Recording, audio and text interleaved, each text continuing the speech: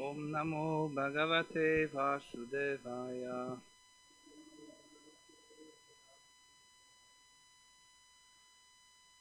So we are reading Srimad Bhagavatam, Canto 10, Chapter 8, where Krishna shows the universal form. Text 10. Hare Krishna.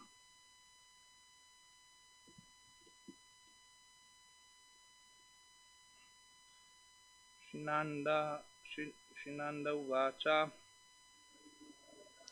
Alakshitaha Asmin Rahasi Mamakaihi Api Govraja Kuru Vijati Samskaram Swastivachana Purvakam.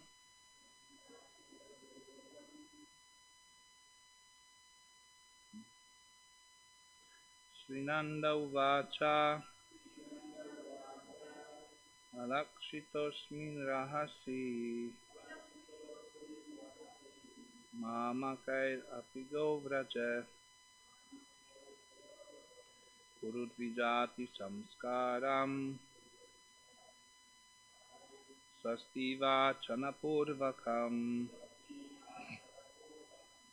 Srinanda Uvacha Alakshitosmin Rahasi Mamakair Apigo Vraja Kurudvijati Samskaram Swastiva Chanapurvakam.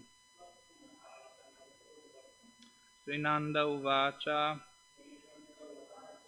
Alakshitosmin Rahasi Mamakair Apigo Vraja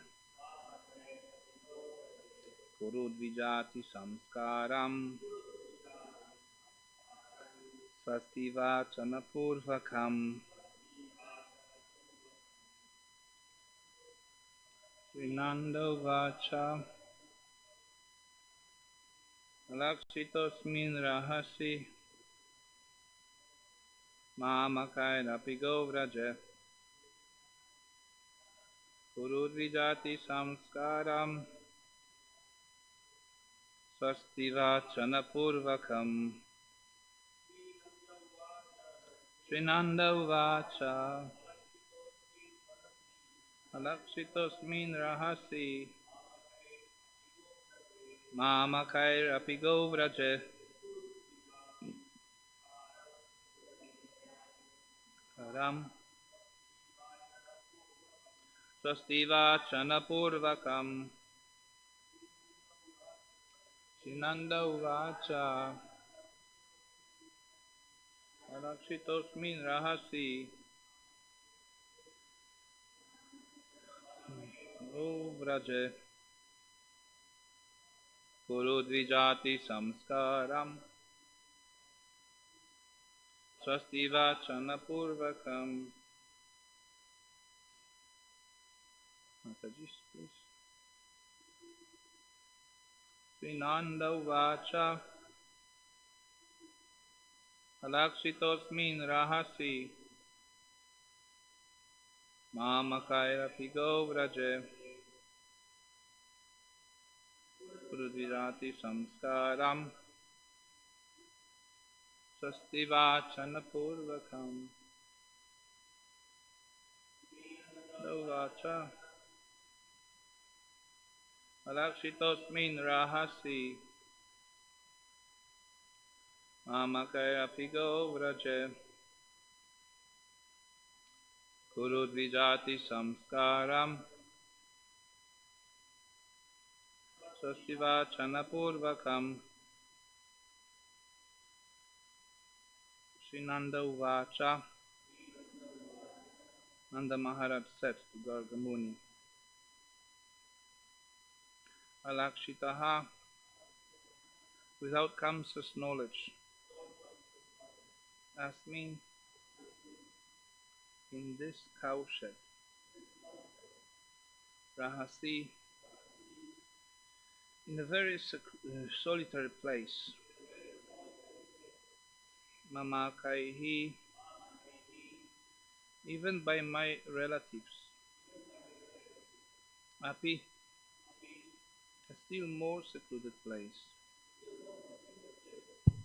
Govraja, in the cowshed. Guru, just execute. Vijati samskaram, the purificatory process of second birth. Samskarat bhavet vijaha. Swastivachana purvakam, by chanting the Vedic hymns to perform the purificatory process.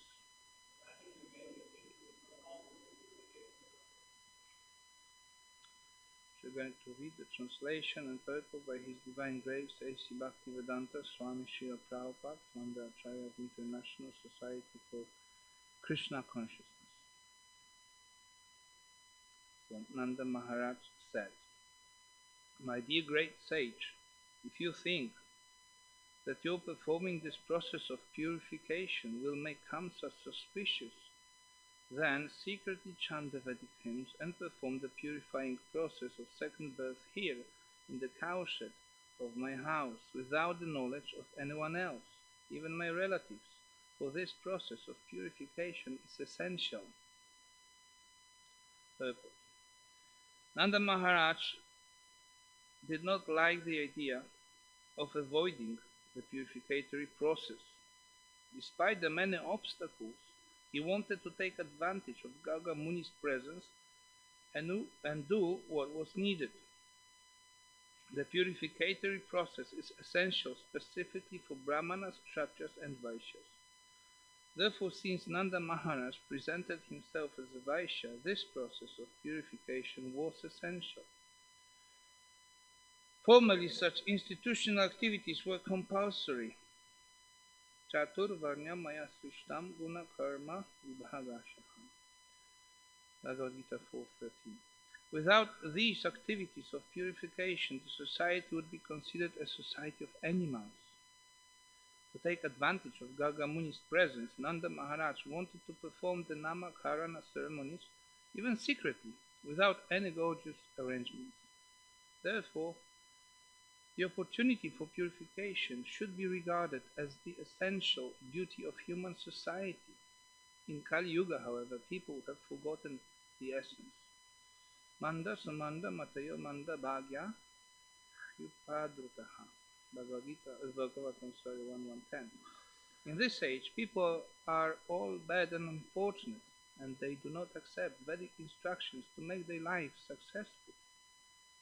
Nanda Maharaj, however, did not want to neglect anything to keep intact a happy society advanced in spiritual knowledge. He took full advantage of Garga Muni's presence to do what was necessary. How degraded society has become within 5,000 years. Manda Mataya Manda Bhagya.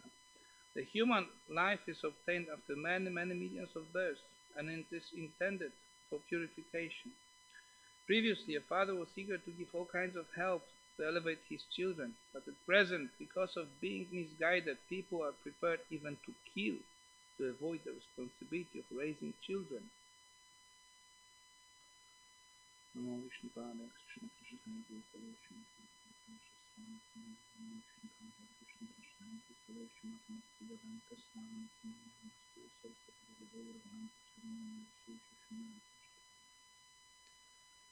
Shri Krishna Chaitanya Prabhu Nityananda Shri Advaita Gadadhara Shivasri Gaura Bhakta-vrinda. Hare Krishna Krishna Krishna Hare Hare Hare Rama Rama Rama Hare Hare. Srinanda Uvacha Alaksitosmin Rahasi Mamakair Api Gauraja Rudvijati Samskaram Swasti Vachana Purvakam. I read the verse again. Nanda Maharaj said, "My dear great sage, if you think that your performing this process of purification will make Kamsa suspicious, then secretly chant the Vedic hymns and perform the purifying process of second birth here in the cowshed of my house without the knowledge of anyone else, even my relatives, for this process of purification is essential. So that verse points to especially, but not only, the process of purification as being essential for human life, especially the three varnas within it. Human life is different from animal life in that sense, that animal life, as Prabhupada also said, without these activities of purification, the society would be considered a society of animals. So this is what delineates the difference, that animals do not necessarily purify themselves. Some do, at least physically, bodily. Nowadays humans, they don't do that part. Animals, they still clean their bodies somewhat. But there's no sense of purification, because there's no intelligence that allows for that, whereas human society, human being has that facility to inquire, to ask questions, to ponder, to change something, to come from one point to another, to make a difference in their own existence. And this is what makes human life. And the need for purification is so essential. Here it is very strongly pointed that it is something that cannot be avoided in human life. It has to be done, even in spite of difficulties that it could bring upon Nanda Maharaj and Krishna. In this case, he's still ready to go ahead with it. Adjusting situation. There's a dilemma. Should we do it? Should we not do it? There's always anxiety. Yesterday we heard there's always anxiety in life. Material life means so many anxieties, but spiritual life can also be full of anxiety. Just that the nature of the anxiety is different. One is causing misery, the other is bringing bliss and happiness, because it's for Krishna. To be anxious for Krishna. Srila Prabhupada said we should become anxious for Krishna. Always we should be in anxiety how to please the Lord. So dilemma is another part of it. Yes, there's always some dilemma. And when we talk about human life, there's this concept of dharma, which is maybe not completely clear when we try to understand what dharma is in terms of English or other languages, because we don't have so much of that concept, but more or less we can understand. Dharma has different meanings. Sometimes we say dharma is occupation, sometimes we say it's religion, sometimes it's duty, sometimes it's also nature, which or characteristic of something. So that's the characteristic of human life, is purification. The purification has to happen.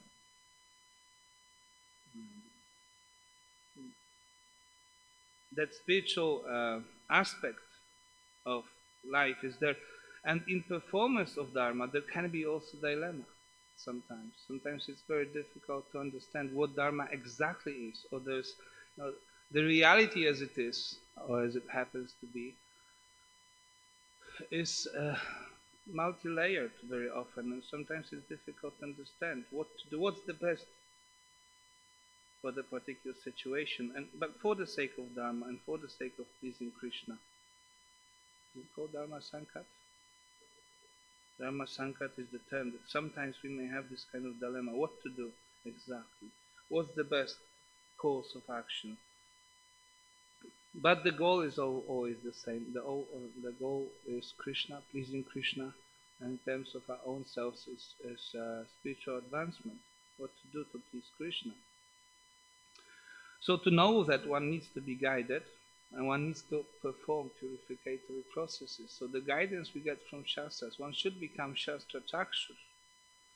That's the whole idea. That's why we get the Shastra, that's why we get the guidance, to be Shastra Chakshus. But then also to be Shastra Chakshus, one has to approach sadhus.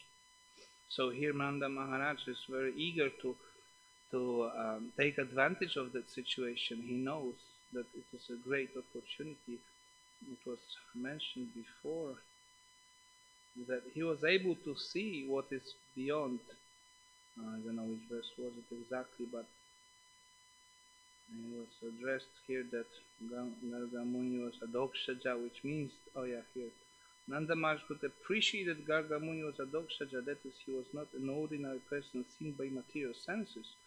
This is also something very important, that we should understand, that we cannot perceive that which is beyond the senses through our senses. Uh, we need to understand that seeing is by hearing, seeing is by receiving. Uh, that's why we have the term Shastra Chakshus, and that's why we have to also, even to have Shastra Chakshus, we have to approach via medium, we have to approach Acharya. Acharya Van Purusho Veda. One can know the Veda, which means knowledge, the truth. One can know, one can have the truth by approaching Acharya. There's no other way. Acharya Mang Vijaniyam. Krishna says that Acharya is me, basically. So if we want to understand and see in reality, it's not just by our senses that we can see.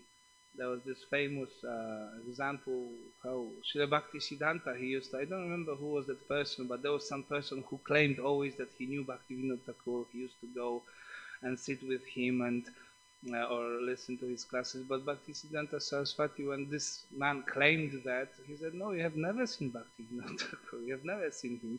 And he actually made him furious, because how could you say that? I was there, I saw with my own eyes.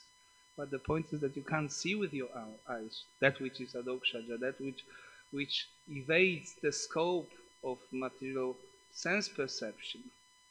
We have to understand that these eyes, these particular eyes, are not necessarily meant or created for the perception of the truth, of the reality. That perception happens on a very different level. And for that we need the purification. And the interesting thing is that everyone more or less would like to know the truth, although nowadays people are so unfortunate that they don't inquire anymore as much. But I just wanted to read a very small passage from Srila Bhaktivinoda Thakur, in which he says that there are those questions: who am I? What is this world? What relation have I with this world? To learn the truth, a soul in this material world will always ask himself these questions. But then, because of their different natures, those who ask these questions attain a great variety of answers.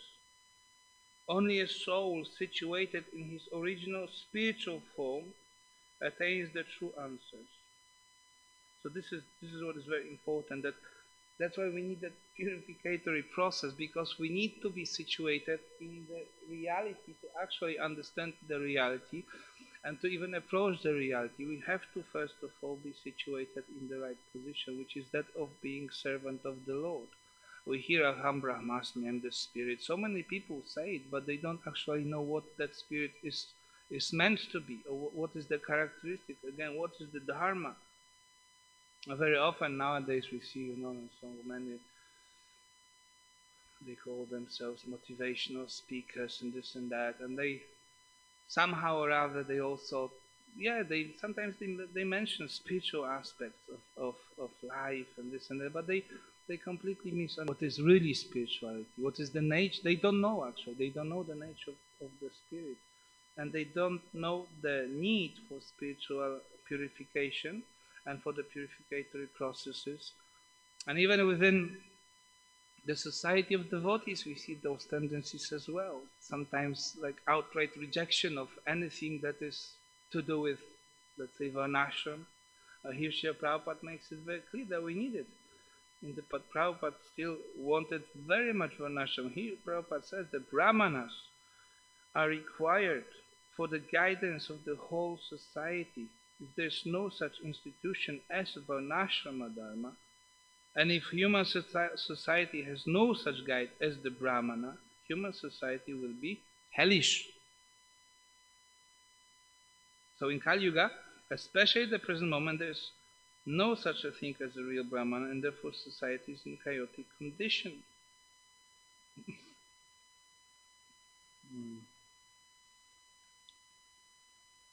Formerly, There were qualified brahmanas, but at present, although there are certain persons who think themselves brahmanas, they actually have no ability to guide society. And now here Srila Prabhupada says, very strong request or point. The Krishna consciousness movement is therefore very much eager to reintroduce the varnashram system into human society, so that those who are bewildered or less intelligent will be able to take guidance from qualified brahmanas. Brahmana means Vaishnava. After one becomes a brahmana, the next stage of development in human society is to become a Vaishnava. And people in general must be guided to the destination or goal of life, and therefore they must understand Vishnu, the Supreme Personality of Godhead. The whole system of Vedic knowledge is based on this principle, but people have lost the clue.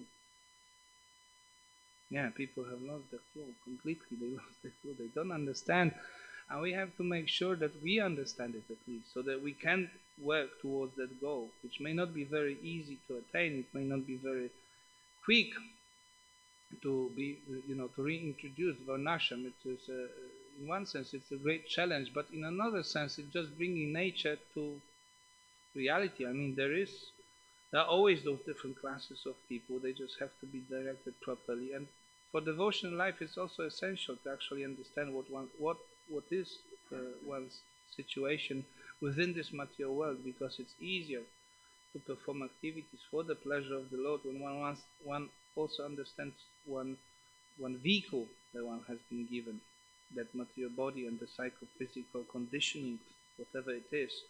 It's much easier to perform bhakti, activities of devotional service, and some practical activities of devotional service when we know that. But the essence is always understanding of the real nature of the living entity. So the real purification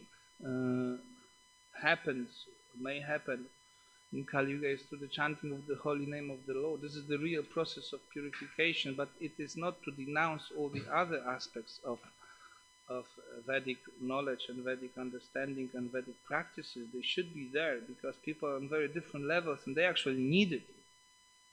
And someone questions Srila Prabhupada, why do we need Varnashram? Is it not enough? Chanting of the holy name of the years, but why are they falling down? People actually, they experience those difficulties. It's not easy to be on the transcendental platform. One needs to be positioned in a way that is securing him and allowing him to be making some advancement and be engaged in a way that is conducive.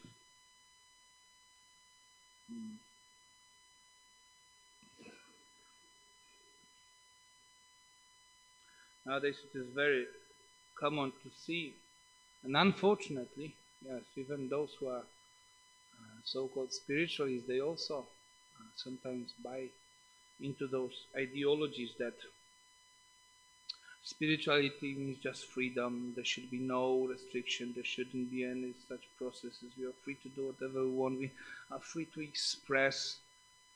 In today's world, I just saw recently, it was quite nice, some person was just making the point against what's going on around the world, which is what Prabhupada also hinted here. He says about the duties of parents towards their children. Srila Prabhupada says that the father was eager to give all kinds of help to elevate his children. But at present, because of being misguided, people are prepared even to kill to avoid the responsibility of raising children. So this point, I just recently happened to see some very short presentation the person was making in a, of course, sarcastic way, just to point out the absurdity of what's going on in the name of human advancement and human rights. These human rights are very important. Human is the center. This human centricity is at the moment a very strong drive within human society, that everything for the sake of human, which we can translate for the sense of for the sake of sense gratification. That's basically what it is all about. Everyone wants to just engage in sense gratification without restrictions. So they want to just abolish all kind of processes or rules or principles that in any way inhibit their freedom to just gratify their senses. So now there is this idea that I have this body, but it's mine, and that's why I can do whatever I want. This is my body, and you're no one to tell me what can I do with it. And basically, this always goes into killing children in the womb. Yes? They say that it's my body, and I can do whatever I want. I can kill babies because it's my body, and somehow it escapes them that that body that you remove from your body is not your body; it's someone else's body. It's a different body which is within. So there was a man made short video, and he said like this: that yes, I support your understanding that this is your body, but still I think you still kill children, you still kill babies. So here we have a conflict. Here we have a problem. Okay, this is your body, but still you are killing those babies. And he gave example. It's like if I had a birthday and I was baking a cake in the oven, and you come and you take it out and throw it down on the floor and smash it completely. It's like, hey, why have you done that? Why have you just smashed my cake? It wasn't a cake. The person answers, how is it not a cake? Yeah, it's not a cake. It wasn't ready. Yeah, but it was like 50 minutes later, it would be ready. Yeah, but it wasn't. So it wasn't a cake. No, it was a cake. No, it wasn't a cake. So that's basically the discussion. Is it a baby or is it not a baby? They say it's not a baby yet. You can remove it because it's not a baby. It's not a human being. Yes? Is it or is it not? It is. Yes, it's a baby. It's just a question of time. The baby comes out. Yes? So you cannot say. It's absurd. But that's how far the degradation has progressed.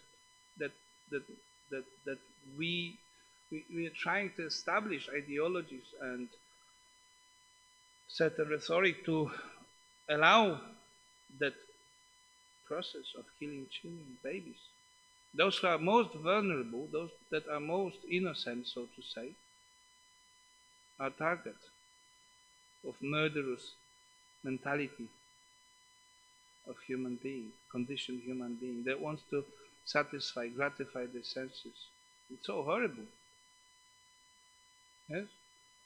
That just to have that few minutes of sexual pleasure, you're able to murder and continue, and you want to establish it as a law, as your right. Something that is, it's my right, which means it's good. I'm a human being and I have that right to murder so that I can have little pleasure on Sunday night. It's so horrible. So so one has to perform purificatory processes, and it is very essential, and for devotees also. Srila Prabhupada wanted devotees to perform Garbhodana Samskara so that the children can be, from the very beginning, it's the first process of purification, that you actually, before you conceive a child, you perform purificatory process so that the child is blessed, and you also, as a consequence, you are blessed, having children that are Krishna conscious. At least there's a hope for that. And so all the other processes, they are there to help elevate one to the position of ability to understanding. As Bhaktivinoda Thakur, he said that the one only who is situated in the reality of being the soul can have the answers to questions, can understand, can see the reality. Otherwise we cannot see. We are not able to understand. It's not a question of mental processes. Reading a book and understanding. It's a question of coming to the position of reality. And that's why it's also very important now, we are at the moment in the middle of marathon, book distribution marathon. So this is also, in that sense, we have to bring that knowledge to others. We have to help. Because where would we be today without those books, yes? It's only by those books. I'm here, because my mother bought a book one day, and then I could read it. And by the mercy of Vaishnava, by the mercy of the Acharya, by the blessing which is within the book. Srila Prabhupada said these books, even if they touch them, we should be already very happy distributing books. So many people, they don't take them, but even if they touch them, recently, one lady, when I showed them, she just kind of like jumped away from, because Christian, that's the result of being Christian. You may happen to hate God. That's where. But anyway, but she touched the Queen Kunti book. She didn't want to touch Krishna book. I mean the Bhagavad Gita, but Queen Kunti, and I thought, okay, at least this much she got some blessing. But yeah, that purification happens. I mean, those books are of such potency that really, when people read them, and even when they see them, there was one situation also recently when we were trying to distribute books. I came to a house which looked very, it wasn't finished really. I didn't know whether people would be there, but I saw some light. The door was slightly open, and I came inside there. I looked inside. There was a chicken walking actually, But then I started calling people, and some man just started storming out and showing, "Hey, just go away." But I said, "No, just come." He came. He was very upset.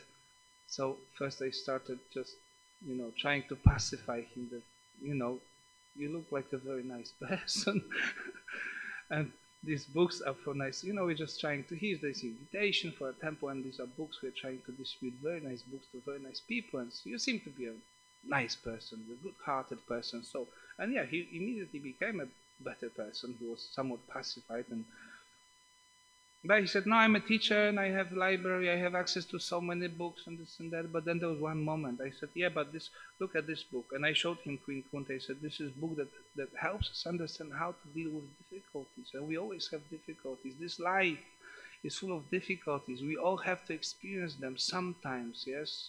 So many difficulties. We have to die." And at this moment, he was like, such a change. And he was like, "Oh, I actually needed such a book. I wanted such a book." And he took this. Well, there was the change on the spot, and he really changed. He was so nice and kind of like happy, but genuinely happy.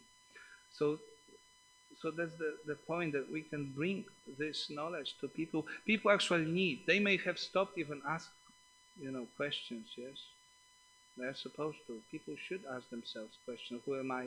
What is this world? What's my relationship? What's the end? I mean, what's the goal of it all? Why am I born? Why do I have to die?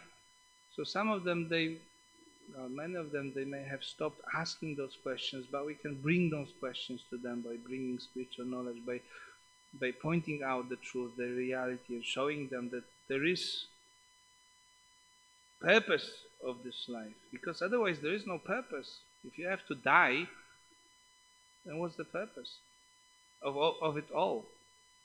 Whatever you're building, whatever you're achieving, it's all going to be lost. So what's the purpose of life? So we should all take advantage of having that opportunity of purifying ourselves and having the association of other devotees and sadhus and Srila Prabhupada.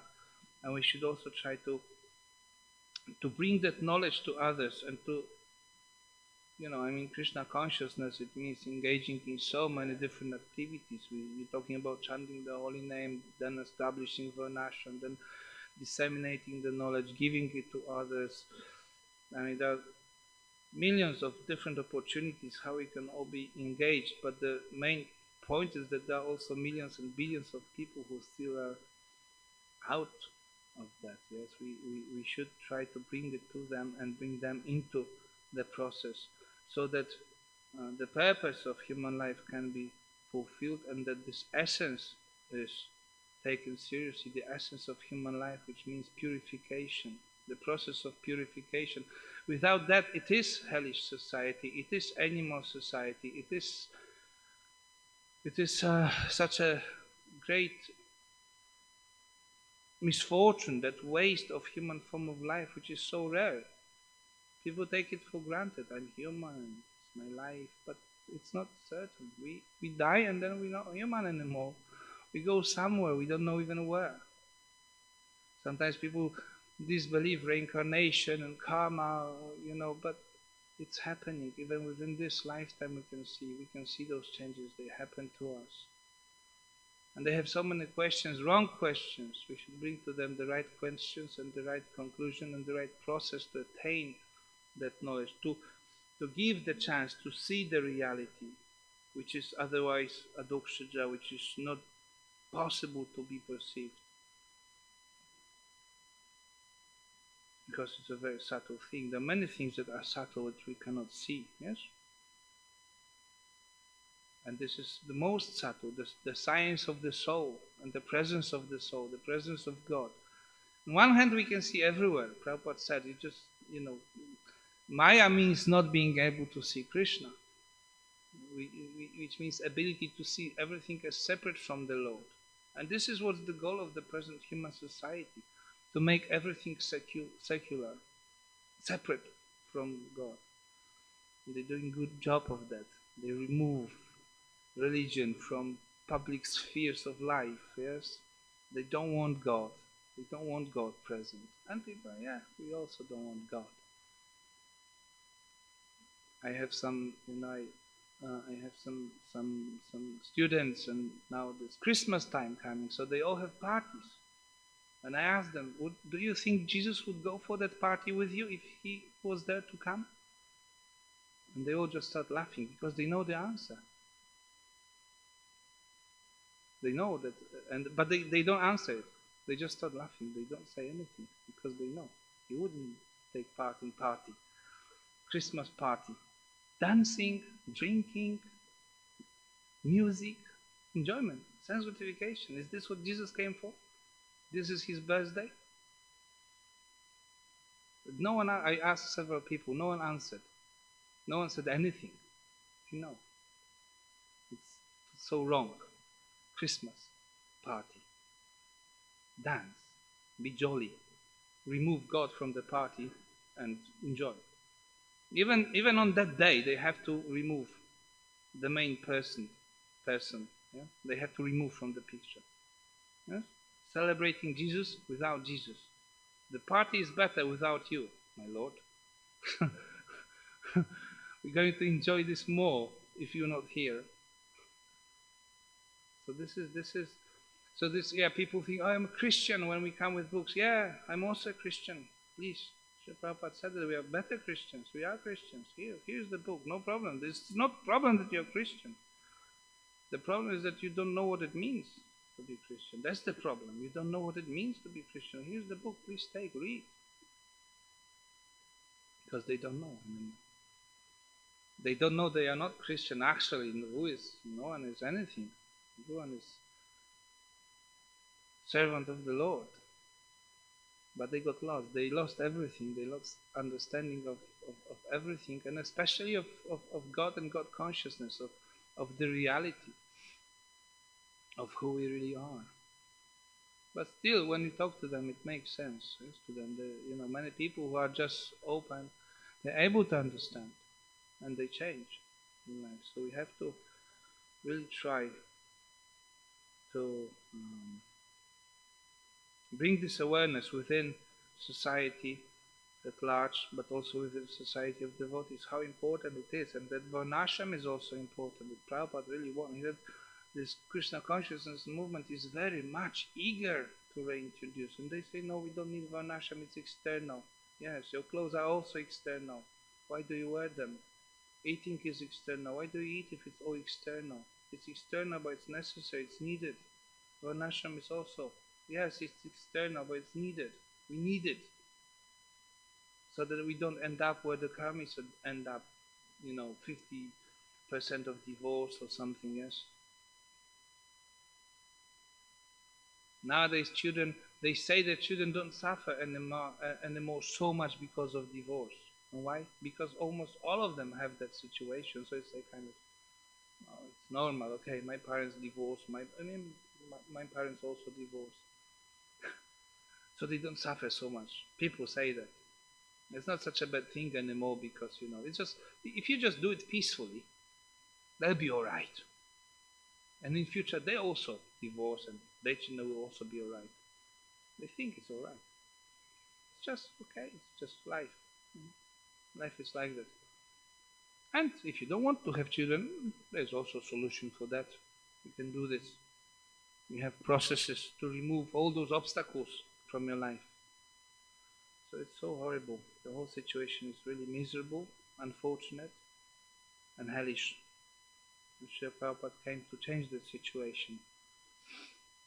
Karmis like to talk also about leadership, world-changing vision, leadership, but they don't know what this world is and they don't know how to change it. They talk about these things, how to make it better, but they don't know what is good. They don't know what is the nature of living entity, what is the nature of this world, to whom it belongs. How can you be peaceful if you don't know anything about it? They don't know anything about it. They know the processes, maybe they observe some laws that govern, but they don't see the lawmaker.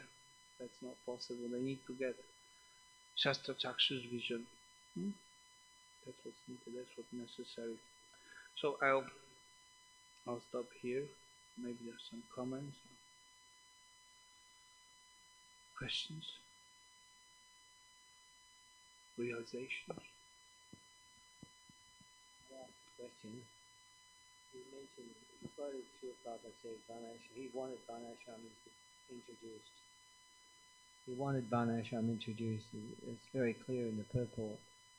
But in the talks between Lord Chaitanya and Ramananda Roy, Lord Chaitanya very clearly rejected Varnashram, and many devotees say this is the proof that we don't need Varnashram in ISKCON, because it's rejected by Lord Chaitanya Mahaprabhu, who is the founder Acharya, really, isn't he, of the whole of Sampradaya. But if we accept that logic, that would prove Prabhupada wrong, and that's very dangerous. So thought to have. What is the understanding, the proper understanding then of Lord Chaitanya's statement? When we discuss in essence, chanting Hare Krishna in just pure devotional life is enough to be liberated. Essentially, one doesn't need Varnashram to be liberated from the material condition of birth and death. For that, it is enough to just chant Hare Krishna. We have situations that we can see people, or we haven't still reintroduced Varnashram, but just by the chanting of the holy name of the Lord, we can see so many devotees departed in a very glorious way, which we understand gives them the liberation. But it is so. In essence, it is of secondary importance, Varnashram, to the pure process of love of God. But still, it is essential in terms of society and giving stability to society and helping people to come to the higher platform. Because the point is that although the highest thing is the chanting of the holy name and love of God, but people may not be able to access that platform, raise themselves to the platform. So they need the gradual process, and that's why we need it. That's why Prabhupada said, why are they falling down? If we just need only chanting, then okay, but why are you falling down? If chanting is enough. The point is that you are not able to raise yourself even to the human platform of controlling your senses, basically. Yes? Well, human life starts with controlling of the senses. They can't do that. And Varnashram is meant to regulate human activities and to also recognize the different types of people and the different engagements and different occupations as per those differences. The differentiation is needed. And a gradual process of elevation to the ultimate goal. And within that also, we are talking also not just about Varnashram, but Daiva Varnashram. So the essence is still doing everything for the sake of Krishna with love and devotion. It's not to not engage. It's not to disengage ourselves from the main process of chanting, hearing, and all the other processes of devotion. It's not as opposed. It's to support the main cause. Yeah, that's correct. It's also that Lord Chaitanya was simply trying to understand also what is the ultimate goal. Yes. And that was established as being love of God and in separation was what was finally established as being the sum and bone of all truth. And Lord Chaitanya rejecting the other processes such as Varnashram will simply to show that they are stepping stones to reach that ultimate goal. Not that he actually rejected them. Yes. He rejected them as being the ultimate in themselves. As you say, they're necessary for purification. And he hasn't rejected varnashram in his own life, because we can see that he acted as a sannyasi. Exactly. So he accepted also. And he followed the rules that are prescribed for sannyasa order, for example. Yes, he wouldn't allow women to approach. It's like, we say we're not these bodies. Yeah, but still we may avoid embracing female devotees if we are male devotees. Because from such embracing, maybe not the highest elevation of consciousness will transpire. Yes? It may cause some difficulties in one's spiritual life. So yeah, we're not those bodies. We are spirit souls. Why don't we dance together and embrace each other? So Prabhupada also explained that you don't embrace the tiger in the jungle. It is a spirit soul, and you should see the tiger as spirit soul, but not that you don't see the body that spirit soul has, because that would be pure ignorance and foolishness. You may end up, in a difficult situation if you don't see the tiger's body. That's a very good point. Also in Bhagavad Gita, Krishna very clearly says that even I perform my duties, because if I didn't, then the whole world would be put to ruin. Yeah. So even the Supreme Lord himself followed Varnashram Dharma. So there's no reason, there's no way that you can say that we can reject Varnashram. If the Lord himself accepted his role in society and acted accordingly. And the point is that we are going to have society anyway, so somehow or other it has to be governed and conducted in some way. So this is the way to do it in a godly way. This is the way to do it, so as to support the main cause of pleasing Krishna. So this is just false logic, actually, what those who claim that it's just external, so we don't need it. I mean, yeah, if it's external, yeah, I don't need my clothes. Can I take them off now? They're all external. These are external things, my clothes, yes? Is it okay? They're all spirit souls. I can remove my dhoti. How about that, sir? It wouldn't make sense, yes? And so that claim also, it doesn't make sense, actually. That because varnashram is external, we don't need it. There's so many external things. I need that, I need those glasses. They're external, but they help me to see some things. They help me to read those books. Yeah, one other point is that we have Srila Bhaktivinoda Thakur, Srila Bhaktisiddhanta Saraswati Thakur himself, so much they emphasize to follow these principles, and our own Srila Prabhupada, he wanted to establish. So how can we just reject all those great acharyas and then come with our own ideas? This is again not the principle. That's called Apasiddhanta and Apasampradaya. This is what happens. We actually create Apasiddhanta and Apasampradaya. If we don't follow the instructions of the acharyas, we cannot see the reality. That's, again, we come back to the same point that we already discussed today, that you can only see by approaching acharya and following. We may not be able to immediately do all those things, but we have to accept that this is the direction, this is the reality, this is the truth. I may not be able to do it at the moment, it's another thing. My inability to follow the acharya's teachings, that's another realm, but we should at least acknowledge the reality as it is. I'm not able to do it now, maybe. As a society, we haven't really done that yet. And it is not an easy task, but it is the task, it is the direction, it is what is needed. On an individual level, we may be okay just with chanting Hare Krishna, but when it comes to a world-changing vision which we have, which we want to bring change in the society, then we have to do it, and we have to follow the acharyas. Just have another point. In this purport, Prabhupada is speaking about the importance of parents to help the children in the purificatory process and like that. So some time back, there was a discussion among one Sri Vaishnava parent. He made a very nice point. He said that why the Upanayanam Samskar for the boys are done at a very young age, so between 6 to 8 and 9 and 10. So he said that when the Upanayanam Samskar is done, the children are introduced to chant the mantras. They are introduced to the whole purificatory process. So the lust, anger, greed, everything manifests at one point of time. But before that, when they are more exposed to the purificatory process, so the mind gets subdued, the senses get subdued, they naturally tend towards developing attraction to the Lord and the whole process of Krishna consciousness. So it's so important for the parents to understand and also educate the children, and even what they know, they do not know, but it's their responsibility to push them to take up the process. So it's very nice, so that they can, before when the puberty hits, they are, naturally everybody is going to be affected by it. They have some shield. There is at least there is a way out. Oh, there is a process. You can look at this. You can take up this. That's the hope, actually. The whole thing comes from the understanding of what is this human life about. It's like once you understand that this is the process of purification is essential, as this verse says, and that Nanda Maharaj was so eager to perform it, even in spite, of the obstacles that it could bring or the difficulties that it could bring up on them. It just points that this is so important. So, people think that having children is just like, even if they want to have them, that's already, oh, that's good. You want to have children, that's nice. But what for?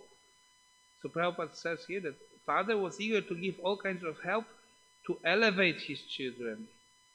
To elevate, yes? So that's the whole point, that to have children is to elevate them. This is the whole idea, that we want to elevate because elevation is the purpose of life. So I'm trying to do it within my own life, but now I have these children. This is my duty. This is my dharma. This is the father's dharma.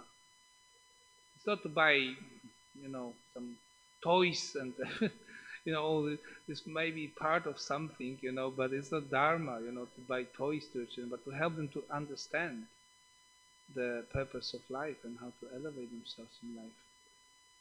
So yes, and all those processes are there to make it auspicious, yes, to make it all auspicious